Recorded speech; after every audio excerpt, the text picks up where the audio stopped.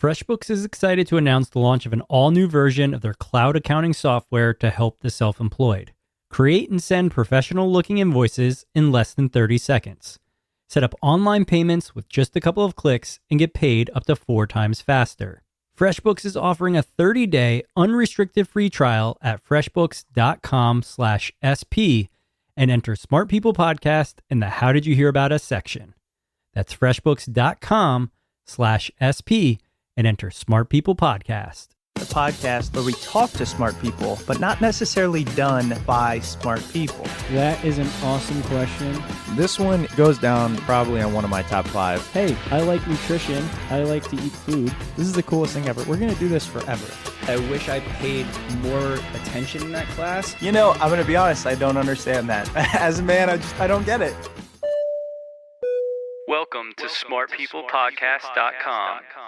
Hello and welcome to Smart People Podcast. Conversations that satisfy your curious mind.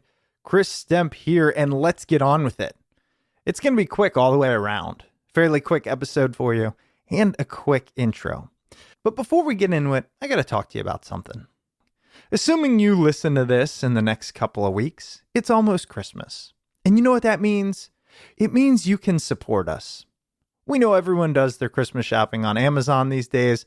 Who can blame us? We don't have to go to stores. It's amazing. So this time, just type in smartpeoplepodcast.com/Amazon, and anything you buy, we get a little kickback, no cost to you. It's that simple. It's their affiliate program. So you just go smartpeoplepodcast.com/Amazon, buy all your Christmas stuff. I don't even know if I can say Christmas anymore. Holiday? Who knows? Buy that stuff. And know that not only are you giving the gift of happiness to someone, but you're giving the gift of money to us. Okay, let's get on with it. Speaking of money, let me ask you, have you ever thought about where your money spends the night? What I mean by that is, we keep our money in all types of places. Hopefully not under your mattress, because let's be honest, it's not the Great Depression anymore, but maybe in a bank. In a retirement fund, a 401k, a Roth IRA, maybe you have a pension, the stock market. Who knows? The point is you have money out there, and that money is being used for things. But what are those things? How would you feel if your money right now is being invested in destroying the planet or in ruining children's dreams? I don't know what that would be, but I'm just saying it's possible. And that's kind of at the core of what our episode is. You see, we are all massive investors. As you'll hear this week, you're actually worth a lot more money than you think. And that money has a voice. So why don't we use that money to invest in things we believe in, to support those things that we want to see grow and thrive to change the world for the better? Assuming that's what you want. Now, yes, of course, we all want an ROI. We want that return on investment. And don't worry, we cover that this episode. So that's it. Short and simple. Who are we talking to this week? We are talking to the expert on this topic, which, by the way, is called impact investment. And that expert is Morgan Simon. Morgan is a widely recognized leader in impact investment who builds bridges between finance and social justice. Over the past 17 years, she has influenced over $150 billion in capital. She currently co-leads the Candide Group and is also co-founder and chair of the nonprofit Transform Finance. And of course, she is the author of the brand new book called Real Impact, The New Economics of Social Change. So if you want to do good in the world but have no idea where to start, listen to this episode, figure out where your money is, and put it to good use.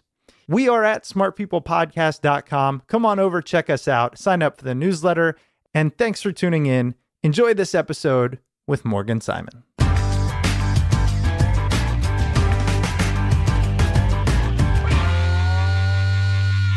Morgan, thank you so much for standing in the rain in San Francisco just to be on the podcast. It means a lot. I have to say that is an accurate statement. Well, we're going to be talking about impact investing. But first, can you explain to us the problem that we're solving for in the first place? Sure. So I think there's two main problems that I'd say we're solving through impact investment, which are both personal and then systemic. So on the personal level, I think a lot of us have been increasingly thoughtful about our choices as consumers and how we want our money to express our values. So whether it's the moral crisis that we go through every time that we're in the egg aisle and sort of choosing between the cage-free, organic, et cetera, to any number of ethical choices we may make in our consumption, when we go to take money out of the ATM to make those purchases, we typically have no idea where our money spent the night, and that it's often supporting things like fossil fuels or private prisons that are completely against the value sets that we express in other areas of our life. So we sometimes refer to that as the ick factor, that it just feels icky to be so incongruous in the way that our money is working in the world. So impact investment is the opportunity to invest your money in a way that aligns with your values, whether it's in the context of banking or public equities or other financial products. And then on a systems change level, a major problem we're facing is that we have this tiny, tiny portion of the economy, philanthropy, that's focused on making social change, while the rest of the economy is typically working at cross purposes, right? That it's paying people low wages, it's putting chemicals into our food, it's doing lots of things that might make money in the short term, but are really bad for long-term economic development. So the opportunity with impact investment is to put that into alignment and make sure that the entire economy is really working for the welfare of everyone. Well, I think you did a pretty good job of summing up what I believe is wrong with this world, especially when you were talking about our decisions making eggs and how I will stand and labor over that for 5 minutes. But you're right. I have no idea what else goes on behind the scenes. So, when I think this title, kind of impact investment, I think about purposefully investing my money somewhere. But it sounds like what you're talking is more about when we kind of let others do the investing for us or with our assets, what that's going to support. Is that correct? It's both. So I think one major problem, both for individuals and then for larger institutions, whether it's pension funds or foundations, governments, that once we've handed over money to a financial advisor, we act like it's not ours anymore, right? We sort of let other people make decisions and forget that it's still fundamentally our money. And that in the case of things like pension funds, it's representing a very specific set of constituents and wanting to really reflect their values.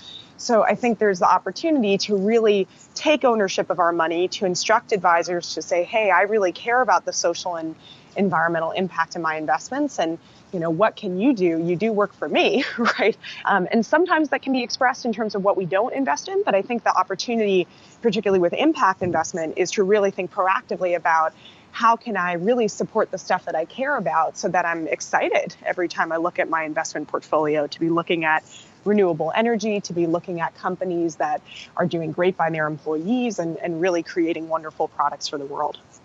The thing about investing at its core, it's drilled into us that it's about return on investment, right? It's about the bottom line. And I think today with this scarcity mindset that so many people have, it's being echoed throughout the world. I mean, it sounds like, I want to do good, but more importantly than that, I want to have enough money to survive into my 90s and things like that. How do you convince people that this is a worthwhile investment, not just a sounds good investment? Sure. So one thing that was really pertinent in what you said is that you want to retire at 90, or let's say, 80 to 90, right? However long you might live. You're not trying to retire next quarter, right? And the financial system that's often really structured around thinking about quarterly returns or what's happening in the next cycle is not really thinking in that long-term way. So one of the reports that came out recently that was pretty interesting from one of the major fossil fuel companies, I don't want to misquote here, was that they only have enough oil reserves for the next 10 years, right? So if you're thinking about long-term financial investing, is that really the best option, right, to support a company that doesn't know what it's going to do after 10 years? And another kind of interesting fact in looking at the long-term, a study from Harvard Business Review took a cohort of companies over 18 years, high sustainability and low sustainability cohorts and found that the high sustainability companies had over twice the market cap in that period and 4% productivity gains a year. And there's very little outside of the computer, that's ever achieved that sort of productivity gain in society. So I think what's interesting is that even from a financial perspective, we've been seeing that in the long term, companies with strong social and environmental practices tend to win. And that's even if you didn't care about progressive change, right? Even if you just were looking at the bottom line, it's really a strong opportunity. If that's the case, and I'm not saying it's not, I'm just really curious, if that is the case, and in that the companies that do good, won't that take care of itself? I mean, isn't that the economist mentality that it will solve itself via the market? I think that's on an assumption of perfect markets, which don't exist, right? I think it's been shown time and time again, and also knowing the amount of subsidization throughout markets that's kind of hidden is massive, right? And could certainly be driven towards more positive change. There's an adage in financial management, no one gets fired for buying General Electric, right? That there's certain incentives in place that kind of maintain the status quo because it's not your fault if there's a market turn. But it is if you happen to, get less than perfect returns on a social investment, right? So I think it's interesting to kind of rethink what's the long-term objective and how do we get there? And what's the type of creativity that's going to take, knowing that markets don't always encourage that type of creativity. Yeah. And I mean, I think we've seen the imperfect market, right? I mean, we hold on to this ideal, but it's not really there. I think we've danced around it a little bit, and I haven't even asked you, what is your kind of concise definition of impact investment? Sure. Impact investment, I'd say, is the opportunity to align your values with your money across asset classes. So to really take a systemic approach to portfolios that's taking the social and environmental value into account in portfolio construction. What do you find the norm is currently? What do you find when you're out there trying to move people's investments in this direction? What's the push, or what are you up against? In general, I actually feel like it's a pretty efficient and joyous process, that it's been amazing to see the maturation of the sector over the last decade, that even just last year, 119 billion was invested in social and environmental projects. According to JP Morgan, it certainly could be more than that, but just in terms of some general surveys that have been done, it's pretty amazing that from cash to public equities to debt to pretty much any financial tool you can look at, there are now social and environmental options that have track record that really give people the opportunity to make strong returns. So I think if anything, it's less about what are we pushing up against and more about how do we do more of this, right? There's so much great opportunity out there. What is some of that opportunity for those of us that really don't know this world? I mean, because like you said, right, we do, from a consumer perspective, we've seen these shifts in what consumers are asking for. But in the investment perspective, many of us are very limited in our knowledge capabilities. That's why we outsource it. So what are the opportunities? So for consumers, there's increasingly a myriad of options. So in looking at cash, a lot of people in the wake of Standing Rock chose to break up with their bank and look at local community banks or community development financial institutions where they could be putting their money. So that's one thing that's a very easy step. There's a number of mutual funds that take social and environmental work into account. In general, in my book, Real Impact, I give 4 steps for how people can clean up their personal portfolios, 20 minutes each. And it's all educational information, not financial advice. And it's always best to talk with your financial advisor of what's best for you, but at least it gives people a starting place of where to enter in the conversation. And then the other piece that I think is critical is for everyday citizens to really think about where their sources of power are. So I'd like to say, we're all accidental billionaires one way or another. It may be that your alma mater is sitting on $1 billion endowment, and that every time that they ask you to donate, you can write back saying, I'm so happy to support this institution, but where is my money being invested? Or if I'm a teacher and I'm part of a pension fund, there's so many different ways that we connect to wealth, whether or not we have it. And just remembering that those are resources that represent you and that you have an opportunity to be a positive voice in the impact of those resources on the world. I think about my footprint or my abilities being so minimal. And I'd imagine as you talk to the general public, not the experts and the wealthy, but the general public, they feel like that, right? It's like, yeah, that's fine. But when I'm talking a few $1,000s, what's going to move the needle? What do you say when you hear that rebuttal or just that extra work? I would say that we give up our power too easily, right? That even in the context of philanthropy, most charity in the U.S. is actually from individuals. So you might think you're only giving $25 or $50 here or there. What kind of dent is that going to make? But it's actually the majority, right, of philanthropic funding that happens. And similarly, the majority of assets is actually with people. We're just so dispersed, right, that we don't think about that as collective power that we have over the financial system. And it goes back to remembering, if you have an advisor, they work for you, right? It's still your money. So I think there's a lot of opportunities where we kind of give up that power a bit too easily. And that, like I mentioned, I think it can be very intimidating sometimes to switch to a new financial institution, right? That if we've been used to a certain bank since childhood. So for instance, I had been in a big name bank and I actually put verbatim the conversation in the book that I had with the bank in terms of how I broke up with my bank. Because it really took about 2.5 minutes, right? And then you wire your money over to the new bank and it's done, right? So I think some of it too is that we can sometimes turn off from finances, that we have a lot of emotional baggage that's often unrecognized on how we feel about what our bank account balance is, right?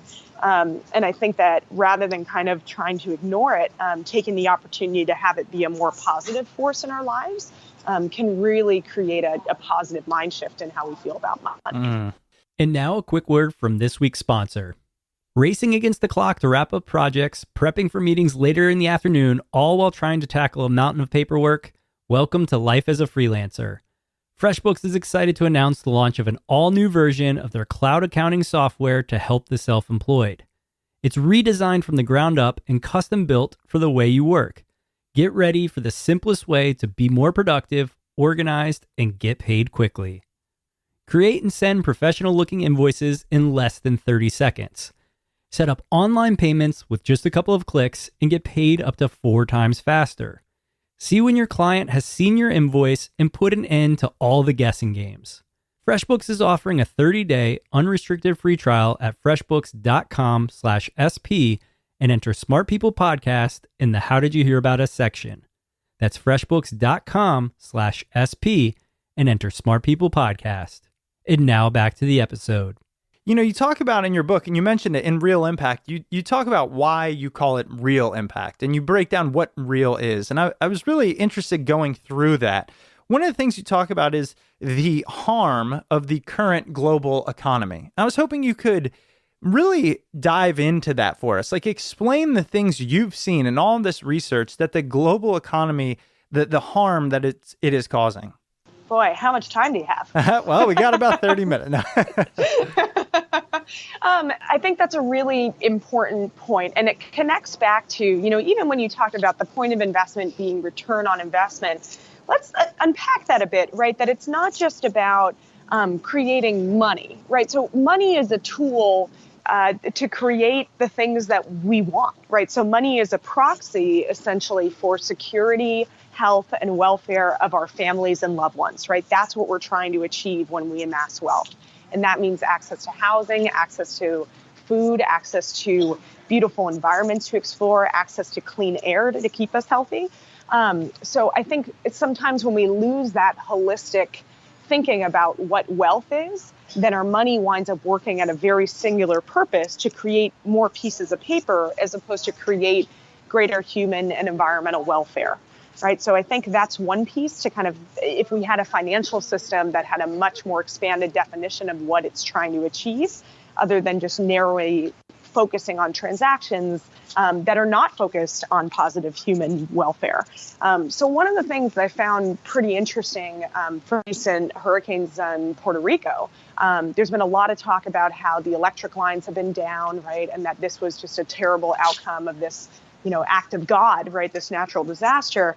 But really, 65% of the electrical lines were down in July, right, far before the hurricanes. Wow. And in large part because of the $9 billion in debt that the country has been carrying due to practices of hedge funds, right, who saw an opportunity to make some money to buy the debt at a couple cents on the dollar, right, and then be able to keep collecting the full payments. And that has meant that the country and its electrical authority can't get the financing that they need to make critical repairs, right? So in that case, you have a financial system that, rather than supporting economic activity in a country, right, which is essentially what electricity does, it's completely hampering it. And yes, that creates some benefit for a few, but on a societal level as a whole is really catastrophic. So just to give one more kind of example of then how asset owners think about this, one of the trustees of the New York Retirement Fund, former trustee Mike Musaraka, used to always say, as a large asset owner, we own the whole market. And that means that there's no such thing as an externality, right? That if I try to push my environmental or human impact onto someone else, I'm going to feel it elsewhere, right? And therefore, I can't afford to do that as an asset owner. We have to think about the economy as a whole. We have to think about it as a driver of human environmental welfare, and realize that if we try to eke financial value out of one corner of it, we're going to wreak havoc somewhere else. So I think that's at the crux where we struggle as a financial system to make sure that we're not just prioritizing short-term gain for a limited number of people at the expense of human welfare. Okay, the thing you said about Puerto Rico just pissed me off. I'm just going to be honest. Like, ever since you told me that story, I was just thinking, when can I just vent about this? Because I think that story really represents the dark side of capitalism. Wherever there's an edge, wherever there's money to be made, there'll be somebody there to exploit it. And it doesn't always lead to quote unquote efficiencies or whatever you want to call it. Because like you said, it mostly, with these hedge funds, it mostly goes to a few lucky ones who are making an incredible amount of money. How do we have a system that is set up that way? How have we not changed yet? We've seen what it's done when it came to the tech bubble, the housing bubble, and the mortgage crisis, and before that even. How has this not changed? Well, so I want to throw it back to you. Mm-hmm. You mentioned that you spend 5 minutes in the egg aisle, yeah, but you don't know where your money spent the night. Mm-hmm. You haven't taken those 5 minutes, right? Yeah. And I think in part it's because, as complicated as cage-free eggs are, I totally hear that. We view finances as even more complicated, right? And I think that's where we need to kind of unmask the industry to say, enough with the acronyms and the fancy talk, but this is still our money as a society, and it needs to work for us. And it needs to have thoughtful government regulation, really being careful around how that money is being managed and used. And it needs greater accountability to the public in terms of the impact it's creating in the world. Now, the thing is that given that most consumers, reasonably do need to be concerned about, am I going to have enough money for my family tomorrow, right? Sometimes it can feel like that's enough to manage before even asking the deeper questions. But I think it's one of those things where if en masse we just decide that we need a different economy, we can build it, right? And I think that's really the invitation that I was trying to create through Real Impact, was the idea that we have so much money in society that could be working towards social change if we harnessed it in the right direction. And I actually really view that as something that's positive and exciting and accessible.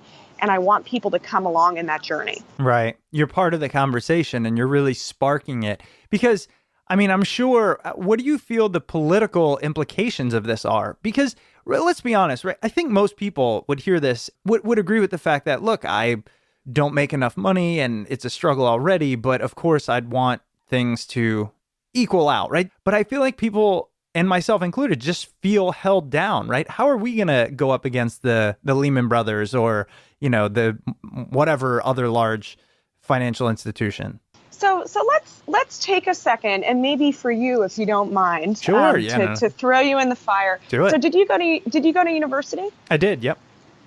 What's your alma mater? James Madison in Virginia. And do you have a sense of what their endowment is? No idea. Okay, we could probably. It's probably fairly decent. It's not like Harvard, but it's probably pretty good. So let's put it in like the 500 million category. All right, sounds good. And then where do you bank? Oh, gosh. Everyone on this episode's going to hate me. Wells Fargo. Wells Fargo. Okay. So that's another couple billion in assets. So my point is that even just with two questions, you're now a billionaire, right? In terms of your economic access, right? And then it becomes a question of, in the same way that, if you're happening to talk to them about how do I get my, mobile checking, oh, by the way, where did my money spend the night, right? That when consumers start asking questions, and think about even something of how did mobile deposit come about, right? It's that they have these focus groups saying, what is it that consumers want? They want convenience, they want more money, right? They want these different pieces. There hasn't been a mass movement to say we want our banking system to reflect our values. Oh, and also we're going to start voting in a way that reflects the economic value that we want placed in society. So, another, in terms of terrible facts in the world, that the amount of money that it takes to incarcerate someone for a year, you could have sent them to Harvard. Oh my gosh, right? I know. See, how do we fix that? You're just throwing problems at me and you're making me more angry. Well, but that's a big part of why, even though we've talked a bit about problems on this episode, I really tried to make the book 25% problem, 75% solution, right? Because I think we can really get bogged down in the problem and forget that there are these opportunities. So in terms of solutions, I think it's that, we don't just vote every 2 years, right? And certainly that action is critically important for some of the policy changes for things like the school to prison pipeline. But we vote every day with every dollar that we spend or invest. And it's to take that vote seriously all the time. And I think that if we start to just have that consciousness in how we walk around in society, then things really start to shift. And then the other is knowing, impact investment has been growing rapidly, right? JP Morgan is projecting it'll be over $2 billion by the end of the decade. That one in every $5 under institutional management, 8.72 trillion, right, is already in some type of social screen.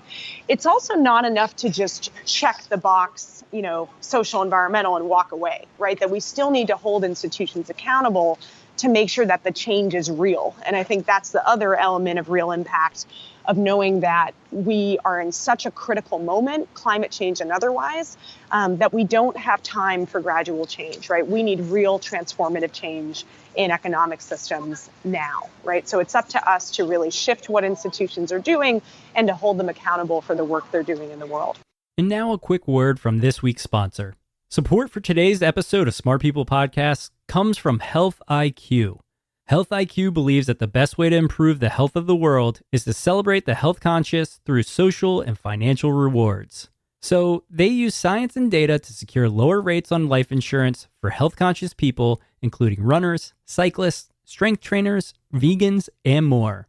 56% of Health IQ customers save between 4 and 33% on their life insurance. These savings are exclusive to Health IQ.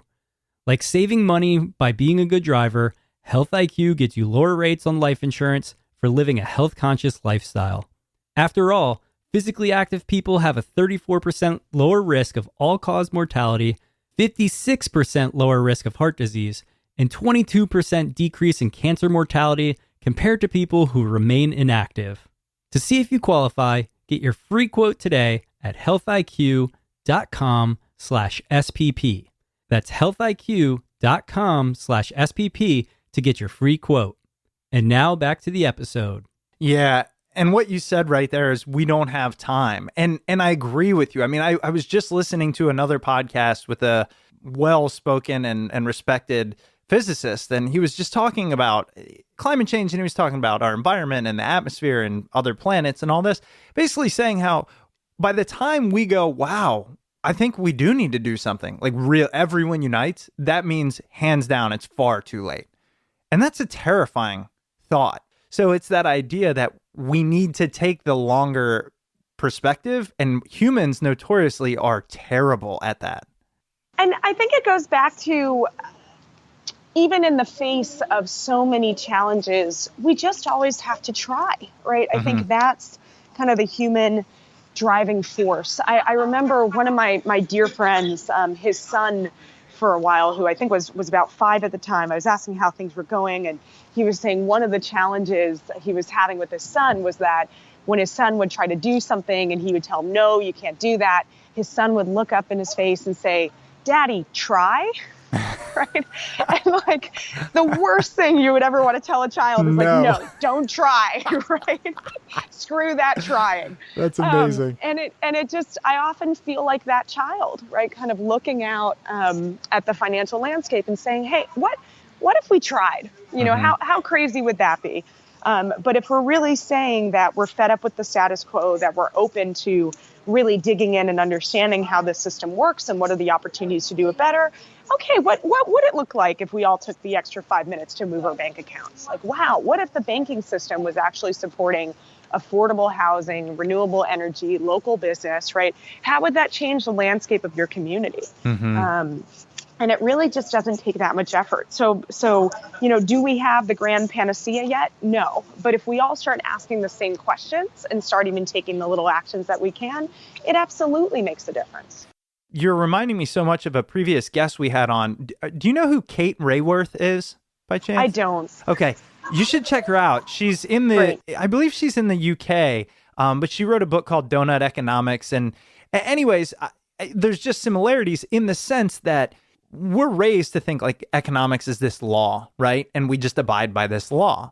But then people like you and her are breaking this down saying, well, what has this law gotten us? A lot of great things, but I think it's past its time and it's time to evolve, right?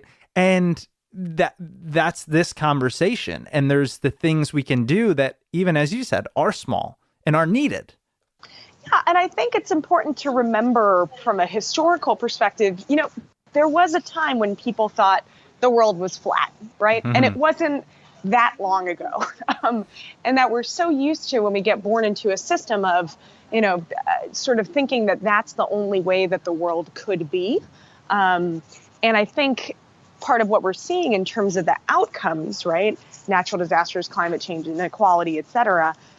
This one isn't working out so well, right? So how do we really move our creative energy into something better? And that's where I have to say, you know, as much as we might say, oh, the terrible financial system and all the terrible things the banks are doing, there are a lot of really smart and talented people in those institutions, right, that have figured out how to do some pretty major stuff, right? The fact you can get an orange from California to Japan in a day is pretty incredible, right? Yeah. But we haven't figured out how to make sure the planet will still exist. So the other piece I'm really hopeful about is if you got all of that creative energy within the financial world working to solve global problems, wow, like you would just unleash a tidal wave of positivity onto the universe. So I think it's also kind of creating opportunities for activists and institutions to work together rather than always being enemies, but saying, what if we actually united towards a common agenda, which is making sure that all of our grandchildren are going to have a planet to inherit, right? That's the type of work that we could be doing together. That is, I think, the motivating factor. And once you have, like, now that I have a kid, I really think about, wow, like, because I go, you know what, I think I'll be okay in my lifetime. Like, I don't think climate change will kill me in 60 years, but it might really impact him. What I was just going to say, you know, going back to your cage-free eggs, you probably occasionally pay an extra $1. Oh, I pay a lot. No, I pay a lot of money for food. Like, it is absurd what I pay for food. Yeah. So I think that's the other, that sometimes when people say, oh, well, then I'm only going to get, you know, 3.25% rather than 3.26% return on this. Okay, like we make decisions all the time that are balancing out the different values that we have in the world, right? So I think the other really important thing to question is whoever said that you need to make as much as possible, right? Of why is that necessarily the goal as opposed to the balancing out of all your different interests, both short and long term, right? Maybe giving up that 0.01% means that your child gets to stay alive. Right. That's, I mean, I hate to put it in such stark terms. But I do think it's really important to reconsider what are you actually trying to achieve as you build wealth. Right. No, I love that comparison between the consumer aspect and the investment aspect. And one of the things, again, getting back to this idea of real impact, you talk about charitable work and all of the downfalls of charity and how, you know, we really want to make sure that impact investment doesn't go down the same rabbit hole, if you will. And I was curious as to what those are. The downfalls of charity? Yes. Yeah. So I think the biggest element is just that it is a tiny drop in the bucket, that it's in this intense David and Goliath fight, right, between the limited amount of charity, which even, at 400 billion, it's nothing to laugh at, right? It's certainly a lot of money that goes into charitable donations. But compared to the 196 trillion that circulates the economy every day, you just can't be surprised when you keep losing, right? That there's just no way. So I think that charity does a couple things extremely well. It's very important for advocacy and organizing, and particularly in changing policy. And then also for disaster relief, right? That there's times where, or just the most needy, that there's just no other option.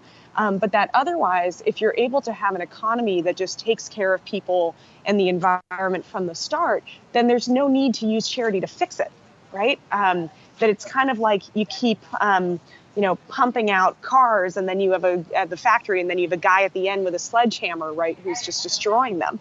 That there's just no way that you're going to be able to get the progress that you need if the economy is working at cross purposes with your charitable purposes. One thing I wanted to cover while we had you was the work that you do, because I know it talks about you influence or have influenced 150 billion. And I was curious on what that means. Like, what is aside from writing this book is really, as I take it, your message to put into the world to the average person. But behind the scenes, the organizations you run or have run, how does this translate into your world? Sure. So I've been doing something related to impact investment for about 17 years now. I started off as the founding executive director of the Responsible Endowments Coalition, which works with college and university endowments. They control on their own 400 billion across the country. This is an organization that works on over 100 campuses nationwide and looking at how those college endowments could be moving towards more socially and environmentally responsible practices. I then went on to be the founding CEO of Tonic, which is a group of 200 global impact investors, about 4.5 billion between them, that are looking to invest their money into social and environmental projects. And it was in my time there where I was looking at about 500 investment deals a year that I started to get really sad about some of what was happening in the impact investment sector, of feeling that we were often settling for projects that were a little bit better, right? Bringing someone from $7 to $8 an hour, or $2 to $3 a day, but without addressing really the underlying structural and root causes that would make a difference. And that part of this was often because these projects were happening very divorced from the actual communities they were intended to affect. And I started to really think about how you could embrace more social justice values, the idea of nothing about us without us, and bring that into the finance world. And I did two things. I launched a nonprofit called Transform Finance alongside co-founder Andre Armeni, which is building a bridge between finance and social justice. So that organization hosts an investor network, about 2 billion between the members, who are really interested in supporting social justice work, and then also provides trainings to nonprofits and community organizations who either are interested in using revenue generating projects to fund social movements, or holding investments accountable that are coming into their neighborhoods. So my other objective was to really show to the world that you could do this work at scale, that it wasn't just an idea about marrying finance and social justice, but that we could create real portfolios that are producing financial return while also supporting these values. So I currently serve as managing director of Candide Group and co-founder alongside my partner, Anair Ben-Ami. And we work with a small group of clients, families and foundations, so the Libra Foundation on behalf of members of the Pritzker family, in moving their wealth to 100% impact investment across asset classes. So that's where I really focus my time, is on building portfolios and finding strategies to be able to do social and environmental investing across asset classes. The book really came about because it was a critical time, I believe, in the industry, that it's starting to scale rapidly, that there's so many more opportunities for people to invest, and that it's getting increasingly difficult for people to really separate wheat from chaff, of when is something actually impacting the world in a positive way and when is it just greenwashing. So helping people understand the difference, helping people know what questions they would need to ask as they jump into the world of impact investment. Like you said, I mean, it's no small step. Obviously, all the money that you're dealing with and helping move into these sectors and these investments will hopefully be part of the tidal wave. I think it's necessary, and I know that you're still standing out in the rain, and you're at a conference. So I appreciate it because Can you hear it? No, It's actually really pouring right now. Oh, is it? No, I thought this was such a great message to get into the world. And again, the book is Real Impact, the New Economics of Social Change. I just wanted to give you one last minute to let us know anywhere else we should look for you, read, follow you, any of that good stuff. Thank you. Well, I am on Twitter as Morgan Simon 1. And then there's also a Facebook group for Real Impact. I contribute in media generally, and I think the easiest way to keep track of that is on morgansimon.com, and then a number of events, both domestic and international. And I would also suggest people check out transformfinance.org if they're interested as investors of looking at how to join within a community that's really social justice focused, or if you're part of any organization or movement that's looking at earned revenue as a social change strategy. We actually have a training coming up December 8th through 10th in New York, and would be happy to have you there. Fantastic. Well, again, Morgan, thank you so much. Okay, great. Thank you so much. Welcome back. I hope you enjoyed that episode with Morgan Simon. Morgan's book, Real Impact, The New Economics of Social Change, can be found at your local bookstore and on Amazon. And as always, if you decide to purchase the book featured on the show, please do so through the Smart People Podcast Amazon link located at smartpeoplepodcast.com/Amazon. All purchases you make through that link come at no extra cost to you, and it greatly helps support the show. If you're looking for other free and easy ways to support the show, head over to iTunes or Apple Podcasts and leave a rating and review over there. If you'd like to reach out to the show, you can email us at smartpeoplepodcast@gmail.com or send us messages on Twitter @smartpeoplepod. To stay up to date with all things Smart People Podcast, head over to the website, smartpeoplepodcast.com, and over there you can sign up for the newsletter if you're interested. All right, that's it for us this week. Please stay tuned to All Things Smart People Podcast, hit that subscribe button, or just tell a friend about the show. We've got some great interviews coming up, and we will see you all next episode.